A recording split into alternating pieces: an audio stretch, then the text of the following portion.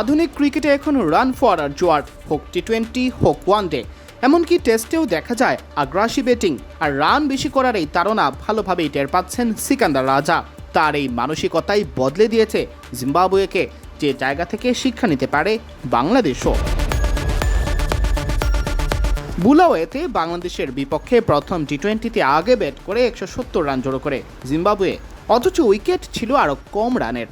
টসের সময় তাওহিদ হৃদয় আগে ফিল্ডিংয়ের সিদ্ধান্ত নিতেই অকপটে জানিয়ে দেন রাজা তিনি আগে ব্যাটিংই করতে চেয়েছিলেন, কারণ উইকেট সময়ের সাথে সাথে ব্যাটারদের জন্য হবে কঠিন। ম্যাচ শেষে তিনি বলেন, আমার মনে হয় বিশ্ব ক্রিকেট অনেক এগিয়ে গেছে। জিম্বাবুয়ে এতদিন ধরে 160-70 রানের দল হিসেবে পরিচিত, কিন্তু আমরা যদি নিজেদের উন্নত না করি, নিজেদের আরও দক্ষ করে 200 রান করার লক্ষ্য না ধরি, তাহলে বিশ্ব ক্রিকেটের অন্য দলগুলোর চেয়ে পিছিয়ে পড়ব। আর সেখানেই সফল হয়েছে, বা বলা যায় বাংলাদেশের চেয়ে এগিয়ে গেছে জিম্বাবুয়ে। রাজার ভাষায় 155 রান যেখানে পার স্কোর, সেখানে আমরা 171 করেছি। তাই 8 জন ব্যাটার খেলানোর পেছনে আমার ভাবনা ছিল, একজন ব্যাটার সেট হয়ে গেলে যেন সে আরও নির্ভীকভাবে প্রতিপক্ষের ওপর চড়াও হতে পারে, তবে সেই সঙ্গে দায়িত্বশীলও থাকতে হবে। পার স্কোরের চেয়ে বেশি রান করার আরও একটি টোটকা অনুসরণ করেছে জিম্বাবুয়ে।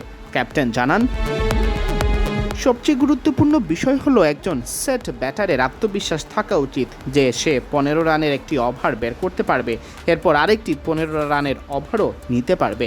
তাতে আমরা সবসময় পার স্কোরের চেয়ে এগিয়ে থাকতে পারবো। 8 জন ব্যাটার খেলানোর মূল উদ্দেশ্য ছিল দুটি, প্রথমত বিশ্ব ক্রিকেটের সঙ্গে তাল মিলিয়ে আরও আক্রমণাত্মক ও নির্ভীক ক্রিকেট খেলা, দ্বিতীয়ত অনুশীলনের মাধ্যমে ব্যাটার হিসেবে আমরা কতটা নিজেদের দক্ষতা বাড়াতে পেরেছি তা যাচাই করা। এটাই ছিল অন্যতম কারণ।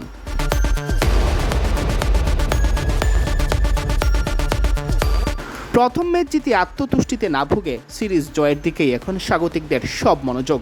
রাজা বলেন, অধিনায়ক হিসেবে আমি এবং কোচিং স্টাফ এখন শুধু শুক্রবারের ম্যাচ নিয়েই ভাবছি। শুক্রবারের ম্যাচ শেষ হলে তারপর রবিবারের দিকে নজর দিব, এরপর দেখা যাবে আমরা কোথায় দাঁড়াই। আমি সবসময়ই বলি, অনেক দূরের কথা ভাবতে শুরু করলে সামনে যা আছে তা চোখ এড়িয়ে যায়।